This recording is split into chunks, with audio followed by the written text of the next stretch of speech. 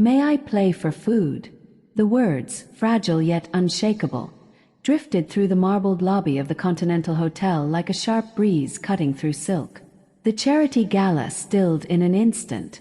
Champagne glasses froze midair, laughter faltered, and every face turned toward the doorway.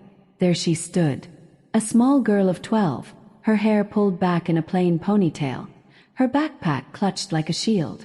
Amelia Washington. Her oversized jacket bore the frayed edges of hunger, and her sneakers looked as if they had run too many miles without rest. Yet her eyes, large, dark, luminous, were fixed not on the guests but on the gleaming Steinway grand piano beneath the chandelier's blaze. "How did that child get in here?" hissed a platinum-haired woman, tightening her grip on her glass. "Security," another man muttered. But Amelia didn't waver. Her voice, though quiet, had the firmness of someone who had already survived storms far harsher than champagne-sipping stares. "One song. For a plate of food." Ripples of laughter moved through the room. "She probably doesn't even know Middle C," scoffed a man in a tailored navy suit. "Kids watch movies and think they're prodigies," added another woman, smirking over her pearls. Victoria Sterling, the organizer of the event, stepped forward. At 45, she embodied polished power, gilded smile, diamond earrings, the careful posture of inherited wealth. "Darling," she said, her voice dripping with condescension, "this is no place for you. There's a McDonald's 2 blocks away." The crowd chuckled, delighted by her wit.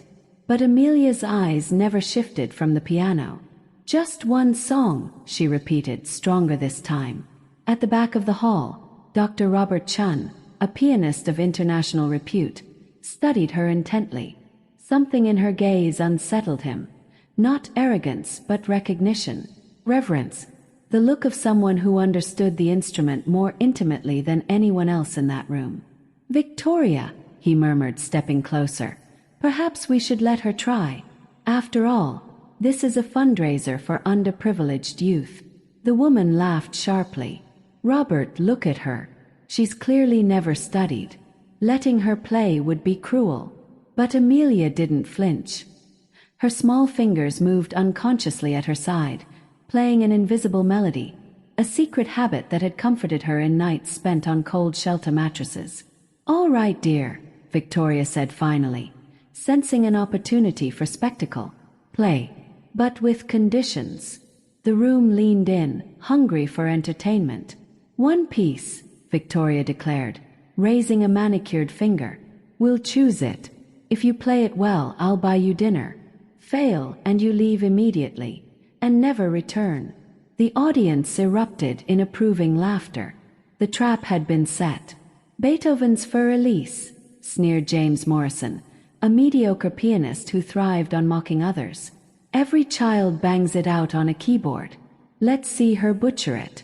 A cruel murmur of agreement swept the room. The perfect humiliation. Amelia's lips pressed into a thin line. She nodded once. "I accept." Every step toward the Steinway was a quiet act of defiance. The grand piano glowed like a temple under the chandeliers, its polished black surface reflecting Amelia's small, determined face. She adjusted the bench with precision, movements so natural they startled Dr. Chun. That posture, those hands, not a beginner's. "Look at her," Victoria scoffed to her neighbors. "She doesn't even know how to sit." But Dr. Chun felt his chest tighten. 30 years of judging competitions had honed his instincts, and everything about the girl screamed discipline, training, and something rarer, truth. Amelia placed her hands on the keys. The silence grew unbearable. One note. It rang clear, crystalline, charged with confidence. Not the hesitant plink of an amateur, but the tone of someone who knew how to bend sound into story. Heads lifted. Murmurs quieted. She began to play. The familiar melody of Für Elise flowed, but not as anyone had ever heard it. Each phrase shimmered with purpose. Her touch balanced delicacy with force, weaving longing into every pause, shaping silence into music. The air thickened with awe. Guests who moments ago smirked now leaned forward, champagne glasses forgotten in their hands. Dr. Chun's breath caught. The articulation, the dynamic control, the pedaling. This was not a child fumbling through notes. This was a musician channeling something eternal. Victoria's smile faltered. She must have memorized it from YouTube, she whispered desperately. Yet her voice lacked conviction. Amelia's fingers danced, unspooling the arpeggios with liquid ease. Her body swayed slightly, not for show but as if guided by the rhythm itself. Each note seemed to carry her grandmother's voice. Betty Washington, a pianist silenced by prejudice decades ago, who had poured her wisdom into Amelia's small hands before fate tore them apart. "Music tells the truth, my dear," Betty had whispered long ago. "When you play with heart, they must listen with their souls." And now the Continental Hotel listened. The final passage surged with quiet majesty. Amelia's hands hovered a moment over the keys as the last echo dissolved into silence. For a breathless second, no one moved. Then Dr. Chun began to clap. Slow, reverent, thunderous. Applause spread like fire until the hall shook with acclamation.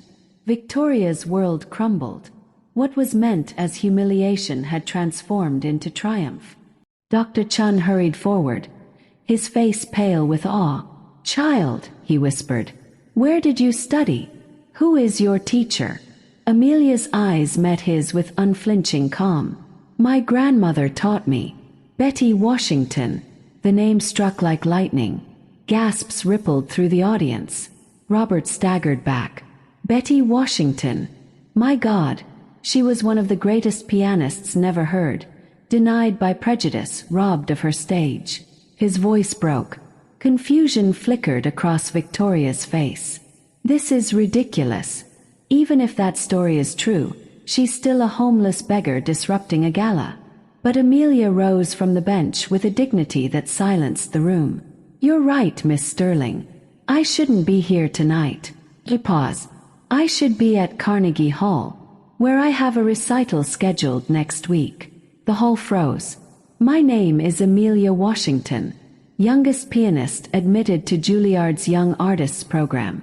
Current national champion under 15. Her voice rang with clarity. "And tonight I wasn't here for food. I was here for truth." A hush fell heavier than stone. "I'm working with PBS on a documentary about prejudice in the arts. Hidden cameras, high-definition audio. Everything that happened tonight is recorded." The revelation detonated. Panic spread. Guests whispered frantically, searching the walls for cameras. "That's illegal," Victoria cried. "No," Dr. Chun corrected coldly. "Your tickets included a release form. You gave permission to be filmed." The realization crashed over them like icy water. Their cruelty, their laughter, their disdain, captured forever. "This is the 12th event I've documented," Amelia said calmly. "Every time people claim to value art, then mock it when it comes in unexpected form. I wanted the world to see what true prejudice looks like beneath chandeliers and designer gowns." The silence that followed was suffocating. 6 months later, Victoria Sterling watched through her apartment window as a limousine pulled up outside Carnegie Hall. Her reflection in the glass looked older, diminished. Her empire of luxury events lay in ruins. Clients gone. Reputation shattered. She had become a national symbol of hypocrisy. Outside, the girl she had tried to humiliate stepped gracefully from the car. Amelia Washington, in an elegant gown, waved to fans gathered in the autumn evening, her face calm yet radiant. She vanished into the hall where she would make her debut as the youngest soloist of the season. The documentary Faces of Discrimination had gone viral. 15 million views on YouTube, countless more on national television. Amelia's performance at the gala had become legend, a turning point in how the world saw not only her, but every child whose talent was dismissed because of appearance or poverty. The Continental Hotel, desperate for redemption, had launched a scholarship program for underprivileged musicians, with Amelia as its ambassador. Dr. Chun stood proudly at her side as mentor, guiding her through the professional world she was born to inhabit. In interviews, Amelia spoke with unshakable conviction. Music knows no color, no wealth, no boundaries. It only knows truth. And when truth is spoken through music, it cannot be silenced. Her words ignited change. Conservatories re-evaluated their admissions processes. Community programs blossomed across the country. Hundreds of children who once believed music was beyond their reach were given instruments, teachers, and hope. And Victoria Sterling. She lived with the knowledge that the night she tried to break a child, the child revealed her soul to the world. Amelia's revenge was not humiliation. It was transcendence. Because true greatness cannot be bought, silenced, or denied. It rises, unstoppable, from the most unlikely places, until the whole world is forced to listen.